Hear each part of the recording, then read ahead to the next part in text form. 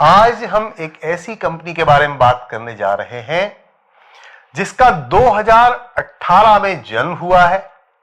2022 में उसकी टर्नओवर थी 35 लाख, लेकिन 2024 में उसकी टर्नओवर थी 41 लाख नहीं दोस्तों, 41 करोड़। 35 लाख से 3 साल के अंदर वो 41 करोड़ का टर्नओवर हो गया और प्रॉफिट 2 करोड़ के लॉस से उसका प्रॉफिट हो गया है 12 करोड़। और सबसे खुशी की बात यह है आपके लिए कि आपके पास इस कंपनी में पहला public issue, initial public offer, IPO आप लगाने की स्थिति में है और वो 22 तारीख को ओपन हो रहा है। इसके बारे में डिटेल चर्चा करते हैं। आइए रोहित से। जी सर। रोहित, कौन सी वो कंपनी है? कंपनी का नाम है C2C एडवांस्ड सिस्टम लिमिटेड। और वो कंपनी बनाती क्या है? कंपनी बनाती है सॉफ्टवेयर्स, हार्डवेयर्स और फर्मवेयर सॉल्यूशंस प्रोवाइड करती है इंडियन डिफेंस सिस्टम को भी और Indian government as a whole को। इंडियन गवर्नमेंट को। लेकिन आपसे जब मैंने चर्चा की थी तो आपने कहा था इसका 90% से भी ज्यादा एक्सपोर्ट होता है। जी हाँ। जब कंपनी ने स्टार्ट किया था इनिशियली तो गवर्नमेंट ऑफ इंडिया से इनको ऑर्डर्स आए थे, लेकिन बाद में इनको एक्सपोर्ट ऑर्डर्स भी आने लग गए और आज ये स्थिति है कि 93% ये कंपनी एक्सपोर्ट करती है। 93% इसका एक्सपोर्ट है। राइट। और क्या यही कारण है कि इसका जैसे जैसे एक्सपोर्ट बढ़ा वैसे वैसे इसकी प्रॉफिटेबिलिटी बढ़ गई? बिल्कुल सही।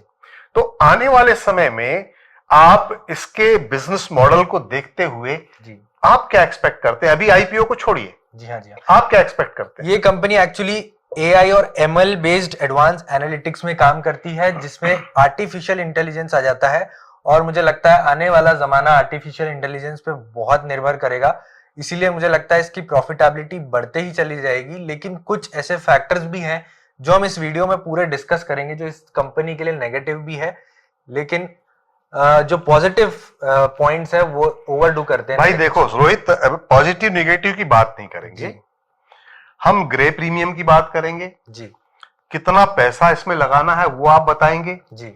इसका ग्रे प्रीमियम क्या है? राइट। कब ये खुल रहा है? राइट। कब ये लिस्ट होगा? ओके। और लिस्टिंग होने पर मैंने अगर मेरा 1 लाख रुपया लगाया तो वो 1.5 लाख होगा कि 2 लाख होगा कि 80,000 हो जाएगा 1 लाख से? हम इसकी बात करने में ज्यादा इंटरेस्टेड हैं। करेक्ट। तो आप तो सबसे पहले मुझे बताइए, आपने बता दिया इसके प्रोडक्ट्स जो है। दोस्तों, ये कंपनी आर्टिफिशियल इंटेलिजेंस का इस्तेमाल करती है सॉफ्टवेयर बनाने में, और वो सॉफ्टवेयर कस्टमर की रिक्वायरमेंट के हिसाब से कस्टमाइज्ड होकर के ये बनाते हैं और मैन्युफैक्चरिंग में भी काम आते हैं जो वो एक्सपोर्ट कर रहे हैं।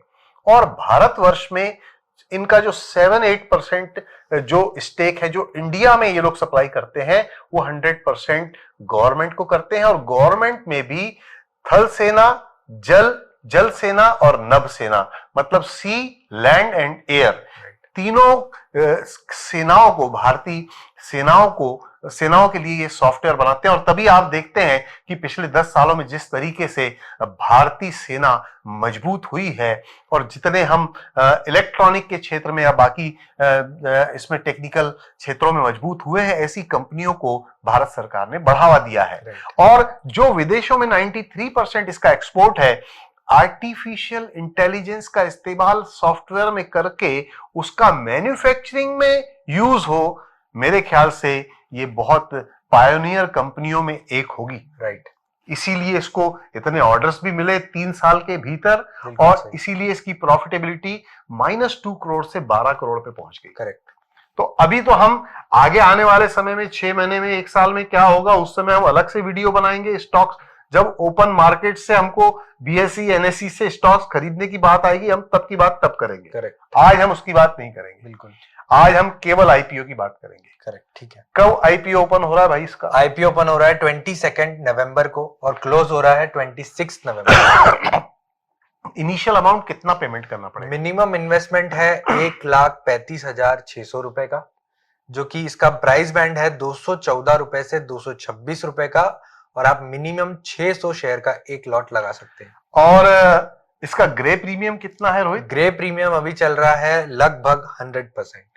और लिस्टिंग इसी मतलब क्लोज होने के बाद 2-4 दिन में लिस्ट हो जी जाएगा। हाँ, जी हाँ। और लिस्टिंग के दिन अगर आप फाइनली किसी का मान लीजिए इसमें आईपीओ लग, पहली बात तो आप बताइए कि आपकी क्या सलाह है? जी हाँ, बिल्कुल इसमें लगाना चाहिए और बहुत दिनों बाद ऐसा आईपीओ आ रहा है जिसमें मुझे 100% का लिस्टिंग गेन दिख रहा है और ग्रे मार्केट प्रीमियम भी बहुत स्ट्रांग है, प्रॉफिटेबिलिटी भी बहुत स्ट्रांग है, एक्सपोर्ट नंबर भी बहुत स्ट्रांग है, तो सब कुछ बहुत स्ट्रांग दिख रहा है। 2-3 नेगेटिव पॉइंट जरूर है जो मैं इस वीडियो के लास्ट में जरूर बताऊंगा, लेकिन जरूर मुझे लगता है कि मैं भी इस आईपीओ में पैसे लगाऊंगा और आप लोगों को भी इस आईपीओ में पैसे लगाना चाहिए। एक प्रश्न मेरे मन में जो इस आईपीओ से हट के है, जी, नेटवेब टेक्नोलॉजी, अनंतराज, क्या ये उस कैटेगरी की कंपनी है या उसका काम अलग है, इसका काम अलग है? जी हाँ, उनका काम थोड़ा अलग है। नेटवेब का आप बोल सकते हैं कि सिमिलर काम है C2C से, लेकिन Netweb is at a very high level as compare to C2C। एक बड़ी कंपनी है राइट, नेटवेब, राइट, राइट। और आने वाले समय में 10-20 सालों में ये कंपनी भी मल्टी बैगर साबित हो सकती है, लेकिन जी। उसके ऊपर अभी हम कुछ कमेंट नहीं कर सकते। अब आप ये बताइए कि इसके क्या निगेटिव पॉइंट्स हैं? जी हाँ, सबसे पहला नेगेटिव पॉइंट ये है कि इसका जो कस्टमर कॉन्सेंट्रेशन है, मतलब रेवेन्यू जो आता है वो टॉप 10 कस्टमर से पूरा रेवेन्यू आता है 100%। तो अगर एक कस्टमर भी टूटता है तो रेवेन्यू का बहुत बड़ा लॉस हो सकता है। इसके ग्राहक ज्यादा नहीं है। जी हाँ, ग्राहक ज्यादा 10 ग्राहक नहीं है, 10 ग्राहक है। बिल्कुल 10 ग्राहक, 10-20 ग्राहक है, 10-15 ग्राहक होंगे, वहां से इसका पैसा आता है। 10 ग्राहकों में से अगर एक से भी इसका एग्रीमेंट टूटा, 2 से भी एग्रीमेंट टूटा, तो सीधा इसकी रेवेन्यू में, इसके सेल्स में 10-20% की गिरावट आ जाएगी। और रोहित जो टर्मिनोलॉजी यूज करते हैं, इसके मार्जिन श्रिंक हो सकते हैं यदि इनके कस्टमर इनके हाथ से जाते हैं। राइट। यहां एक और प्रश्न मेरे मन में है। जी, ठीक है, आज ये कंपनी वो काम कर रही है और इसके कॉम्पिटिटर्स कम है, तो आने वाले समय में निश्चित तौर पर कॉम्पिटिटर्स भी बढ़ेंगे, राइट। लेकिन डिमांड भी बढ़ेगी कस्टमर्स की तरफ से। जी हाँ, इसके बिल्कुल। कस्टमर्स भी बढ़ सकते हैं। बिल्कुल बढ़ सकते हैं और प्रोडक्ट इनका यूनिक है और प्रोडक्ट में इनोवेशंस आते रहेंगे अगर, तो डेफिनेटली इनका रेवेन्यू भी बढ़ेगा, कस्टमर्स भी बढ़ेंगे और डिमांड भी बढ़ेगी। फाइनली अगर आईपीओ अलॉट हो जाता है, जी हाँ, तो रोहित क्या करेगा? जी हाँ, मैं पहले ही दिन आईपीओ को सेल करूंगा और 100% लिस्टिंग गेन को बुक करूंगा। बिल्कुल इसका जो फ्रेश इशू आ रहा है वो केपेक्स के लिए आ रहा है, मतलब ये अपग्रेड कर रहे हैं इनका एक्सपीरियंस सेंटर और ट्रेनिंग सेंटर, और इनका प्रपोज्ड एक सेंटर बनाने के लिए इन्होंने दुबई में डाला हुआ है। तो ये एक बहुत ही अच्छा इनिशिएटिव है इनका आईपीओ लाने का, लेकिन 2-3 नेगेटिव पॉइंट्स भी दिखते हैं। जो इनका वैल्यूएशन आ रहा है वो 131 के पीई पे आ रहा है, जहां इंडस्ट्री पीई है 64 का, मतलब 64 का। तो एक वैल्यूएशन थोड़ा हाई है और फंडामेंटल्स में इनका डेटर डेज हाई है, मतलब ये जब पैसे रेवेन्यू इनका जनरेट होता है लेकिन पैसे बहुत लेट आते हैं, पैसा देर से आता है। पैसा देर से आता है और इसी वजह से कैश फ्लो फ्रॉम ऑपरेटिंग भी इनका नेगेटिव में है। तो ये 2-4 पॉइंट। तो ये दोनों तीनों पॉइंट्स जो आपने बताए, राइट, तो ये तो कोई भी व्यक्ति जब बिजनेस शुरू करता है, अपने पैर जमाता है, राइट, हम एक कोई आप में से कोई अगर बिजनेसमैन होगा दोस्तों, तो आपने अगर मान लीजिए 20 लाख रुपए लगा करके कोई व्यापार शुरू किया और आपने माल बेचना शुरू किया, सर्विसेज देना शुरू किया, तो शुरू में आप कस्टमर्स को एक थोड़ा सा स्पेस देते हैं। राइट, तो क्या ये इस वजह से है? बिल्कुल बिल्कुल बिल्कुल। और लेकिन अगर ये इम्प्रूव हो जाता है, ये दोनों चीज इंप्रूव हो जाती है, अगर डेटर डेज इंप्रूव हो जाते हैं, तो this company will do wonders in future.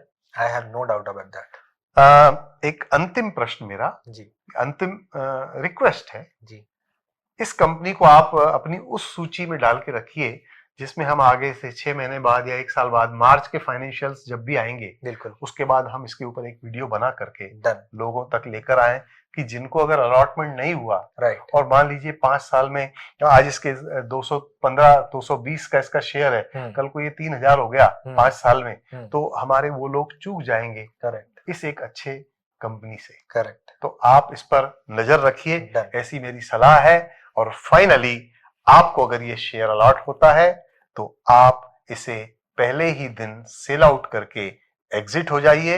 लेकिन एक बात दोस्तों जरूर याद रखिए, देखते रहिए स्टॉक्स विद रोहित।